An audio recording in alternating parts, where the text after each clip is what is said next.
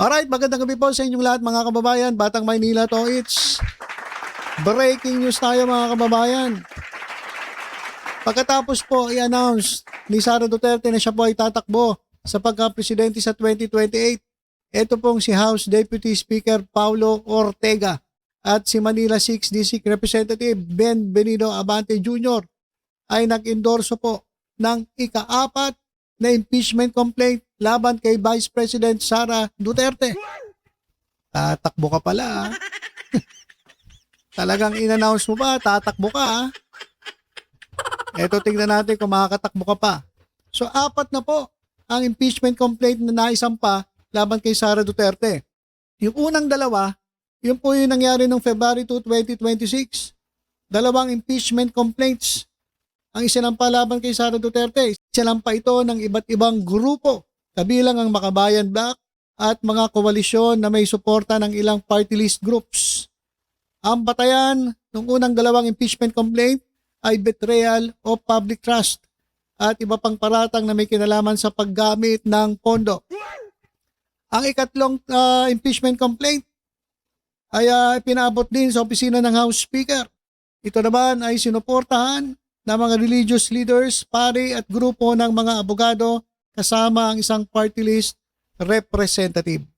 So ito yung pang-4. So 4 na po ang impeachment complaint laban kay Sara Duterte. Ewan ko lang kung makatakbo ka pa. Tingnan natin kung makatakbo ka pa. Ito mga kababayan, pakinggan natin kung paano ano bang salita?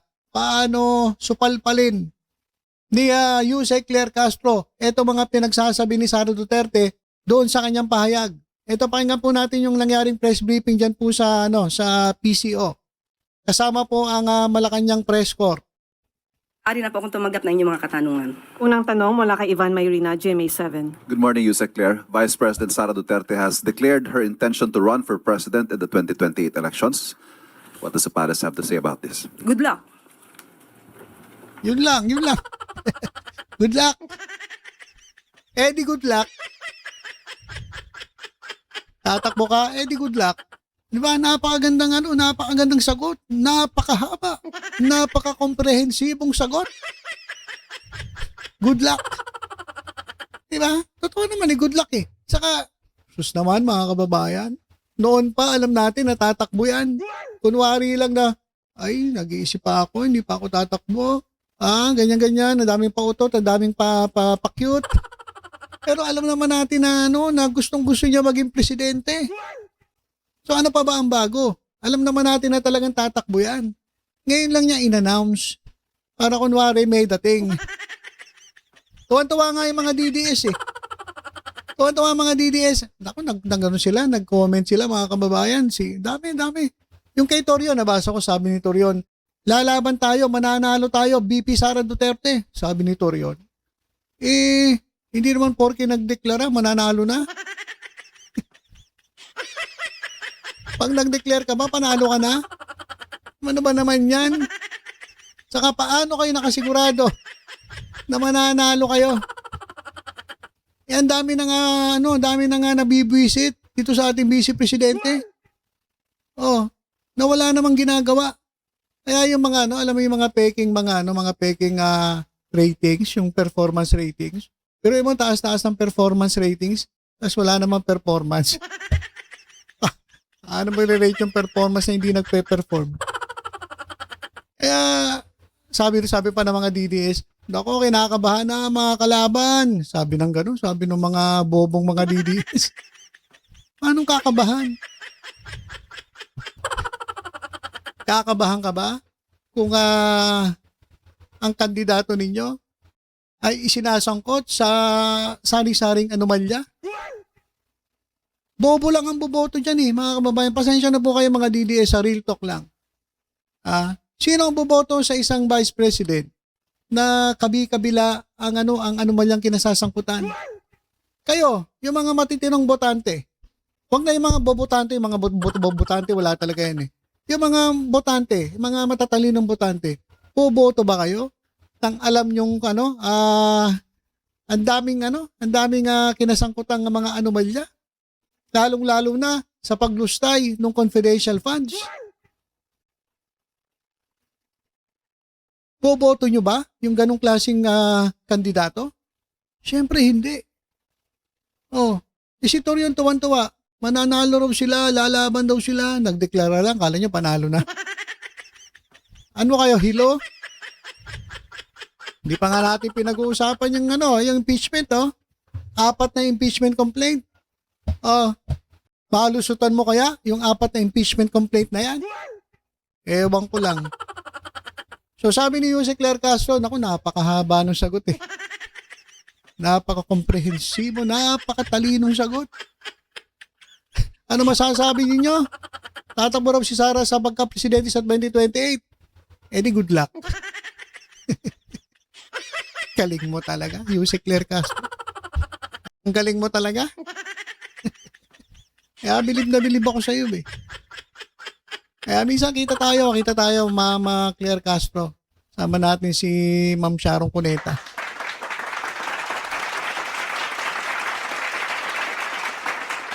Grabe, sobrang talino nung sagot. Good luck. Good luck na yun, kala nyo. Ganun lang yun. Merong merong ibig sabihin yun. May patama yun. Kala nyo, ganun lang yun. Tuloy natin. Good luck. Good luck. Iban Mayrina, inuulit pa ni Iban Mayrina. Good luck na nga eh. Good luck na nga, di ba? Good luck. Good luck sa'yo, Sara Duterte. Sabi ni Jose Claire Castro. Have you spoken to the President about this development at ano pong sabi niya? Nadinig niya po. At ang sabi niya po ay good luck. Yun lamang po.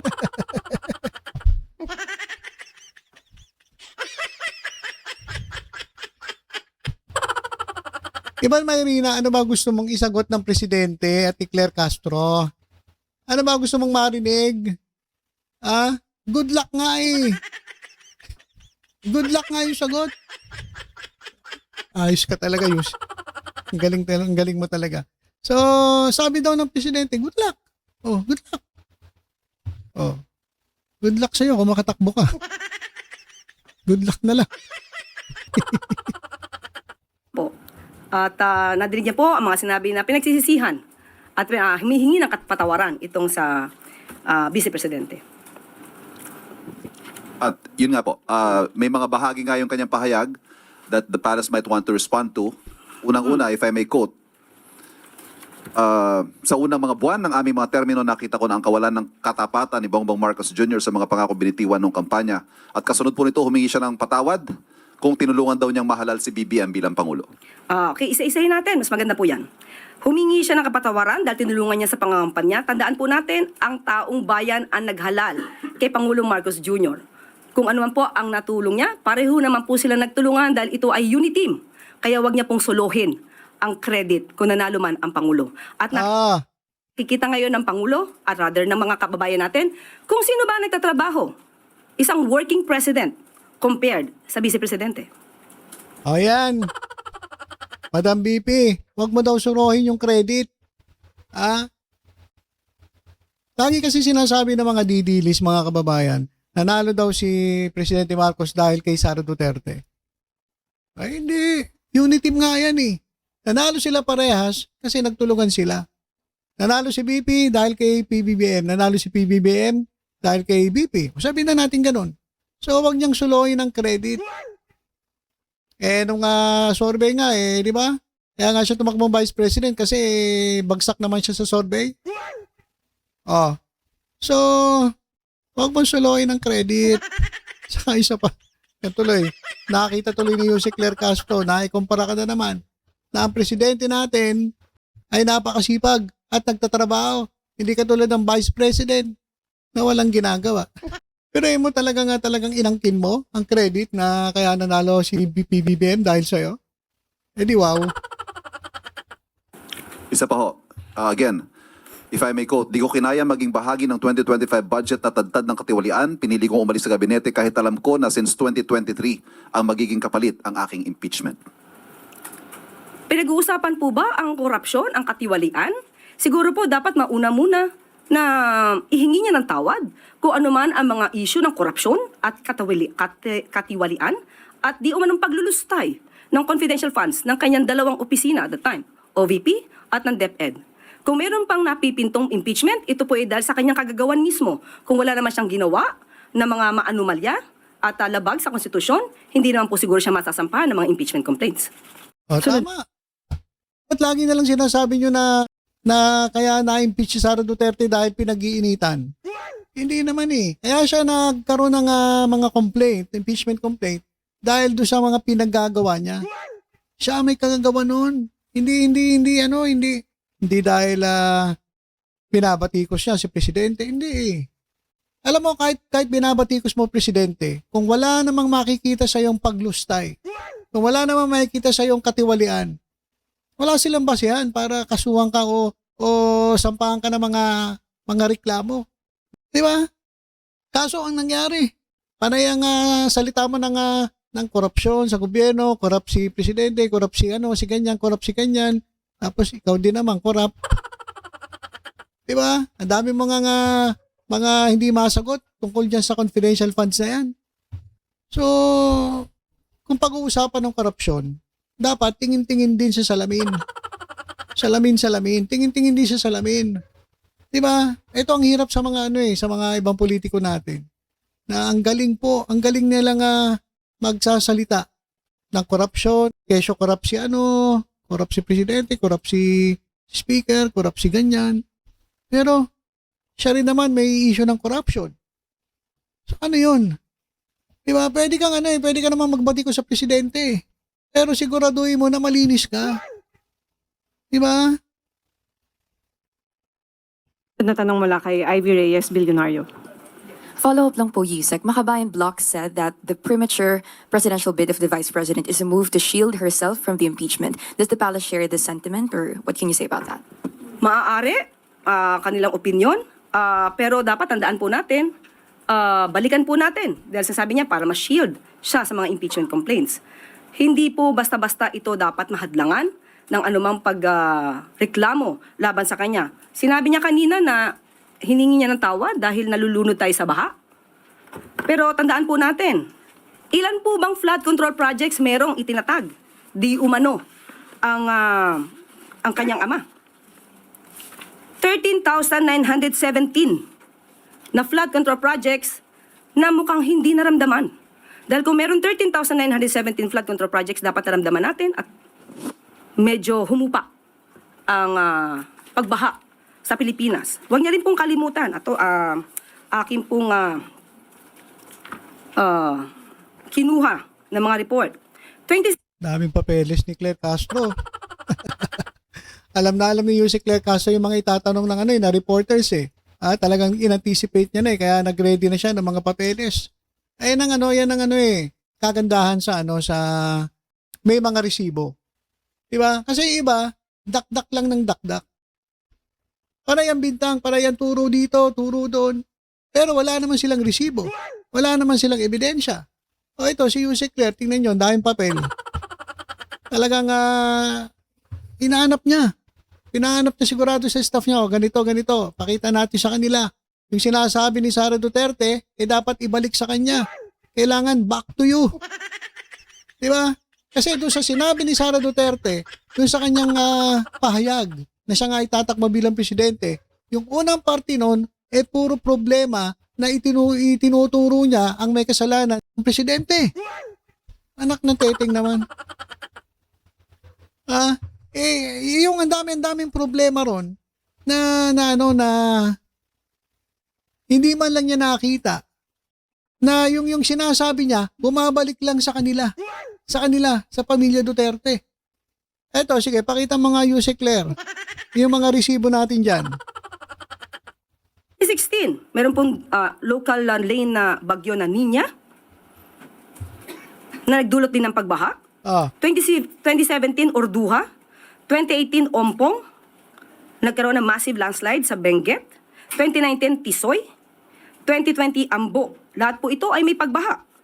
Taong 2020, Rolly. Ito po ang strongest landfalling typhoon noong 2020.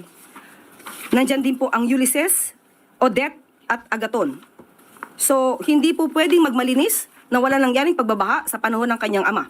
At nandito pa rin po ang ibang report at aking ipapakita. 2021, nagkaroon po na malawakang pagbaha sa Davao City kahit walang bagyo. Ito po. Ano yan. Nagkaroon ng malawakang baha sa Davao City kahit walang bagyo? Nangyari doon. At ano nga natin kay Pulong Duterte? Nasa na yung 51 billion na flood control projects? Hindi ba? Baka wala pa yun. Kailan ba yun? Anyway, tuloy natin. Ang isa. At ang sumusunod, ito lamang po ang aking na-print at marami pa po if you will research. Duterte's sluggish typhoon Reich recovery spending. Ayan po nangyari. Taong 2021. Hindi niya po makakaila ang mga pangyayaring ito. Kaya wag niyang ipahid lamang sa Pangulo ang sasabing pagbabaha. Dahil kung meron pong naganap na mga build, at kung talagang walang ghost projects ang dating nakaraang administrasyon, hindi natin mararanasan ang ganitong klaseng pagbabaha. 2018, faced with disaster, Duterte falls from view. Ito po, at that time, ay wala at hindi makita ang dating Pangulong Duterte. So, ang mga issue pong ito, marami pa po siyang dapat na ihingi ng tawad. Akin pong i-enumerate. At mukhang nakalimutan niya itong ihingi ng tawad. Una po, Kulang pa pala yung speech si Sara Duterte. Ito pa yung mga dapat mong ihingi ng tawad. mas dapat niyang inunang humingi ng tawad sa taong bayan, lalong-lalo na sa mga biktima ng EJK. Dapat niya rin pong ihingi ng tawad at nakalimutan niya nang siya ay magsabing mayroon siyang kilalang assassin at handa siyang magpapatay. At ang assassin na to ay nag-agree or sumang-ayon sa kanyang plano. Dapat ihingi niya rin ng tawad ang mga fake news na ibinandera niya sa taong bayan. Ipaghingi rin niya po ng tawad ang mga pagbabakasyon, personal trip. At itong taon na 2025 ay gumastos ng 7 million, if I'm not mistaken, 2025, gumastos ng 7 million for the staff and the security for her personal trips. Dapat po rin niya ihingi ng tawad nang tinanggap niya ang pagiging sekretary ng DepEd kahit inamin niya na wala siyang kaalam-alam sa pagiging sekretary ng DepEd. Grabe naman yun. Talagang walang kaalam-alam. Grabe ka, Yusek. Pati ang matatag curriculum ay hindi niya na-review dahil inamin niyang wala siyang alam. Malaking kasalanan po yan sa taong bayan. At dapat din po niyang ihingi ng tawad ang puro paninira. Instead na siya ay magtrabaho at tumulong sa gobyerno. Matatandaan niyo siguro nung sinabi niyang siya ay may alam di umano na mapababa ang presyo ng bigas. Pero hindi niya gagawin dahil wala siyang balak tulungan ang Pangulo. Iyan po ay isang kasalanan sa bayan na dapat niyang ihingi ng tawad. Ihingi niya na rin po ng tawad yung mga fake na student vouchers na ngayon ay sabi ng DepEd ay umaabot na sa halagang 200 million pesos. Ihingi niya na rin po ng tawad ang mga panis at nabubulok na pagkain na i-deliver sa mga mag-aaral natin. Pati po yung mga missing school materials na hindi na-deliver sa mga estudyante. Ilan lamang po yan sa dapat niyang ihingi ng tawad sa bayan. At dagdag pa, Yusek Claire, yung mga overpriced na mga pinamili nila. Diba? Overpriced na CCTV, overpriced na laptop. Naku, kaya nga OBP, overpriced. O, hindi na nga sinabi ni Yusek Claire Castro yun eh. So, ayan mga kababayan, meron pa ba? Yusek, Senator Risa. Wala na. So, ayan mga kababayan, durog. Etong si VP Sara Duterte na gustong maging presidente. Napakaaga pa, 2026 pa lang. Nasisimula pa lang ng 2026. Ang tagal pa ng 2028. 2 taon pa bago mag-eleksyon. Pero talaga namang nagdeklara na ng pagtakbo bilang presidente. Imbis na magtrabaho, imbis na tulungan ng gobyerno, di ba? Ibig sabihin, tulungan yung kanyang staff dyan sa OBP na sila-sila lang ang nagtatrabaho. Mas inuna pa talaga etong magdeklara na siya'y tatakbo bilang presidente. O, yan tuloy. Eto. O, yan tuloy. Tatakbo ka pala. Pang-apat na impeachment complaint laban kay Sara Duterte. Naisampa na. So yan mga kababayan. Etong sinabi ni Sara Duterte, itong kanyang pahayag, matagal naman na po nga expected ito. Talaga namang alam naman natin tatakbo yan eh. Kunwari lang yan na hindi tatakbo. Alam mo yung mga style yan, bulok eh. Matagal na po nga talagang tatakbo yan. Gusto nga maging presidente noon pa eh. Diba? Yung mga alipores niya, sigaw na sigaw eh. Pinapa-design si presidente para siya pumalit. Oh. Tapos, ngayon nagdeklara para feeling nila panalo na. Hindi naman porke nagdeklara, mananalo. Diba? Sus naman itong mga DDS.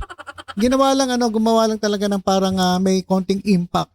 Yung kanyang sinabi, pero lahat naman ng sinabi niya, back to you eh. Diba? Halos lahat ng sinabi niya, bumalik sa kanya eh. Ito nga, ang daming hingi ng tawad na hindi niya sinabi ron. Kulang pa pala yung kanyang panghingi ng tawad.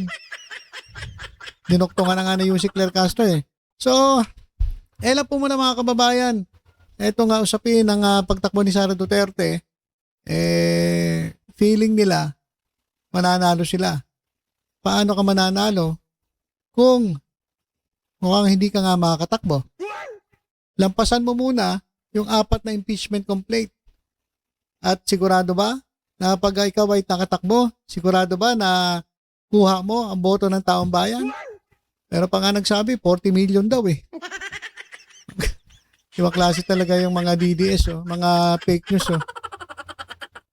Humanda na raw ang kalaban dahil may 40 million na boto na raw si Sara Duterte. Nabasa ko yon dyan sa social media. So, ayun lang po muna mga kababayan. Tutok-tutok lang po dito sa Batang Maynila. Sa iba pang updates, ingat po tayong lahat. God bless po.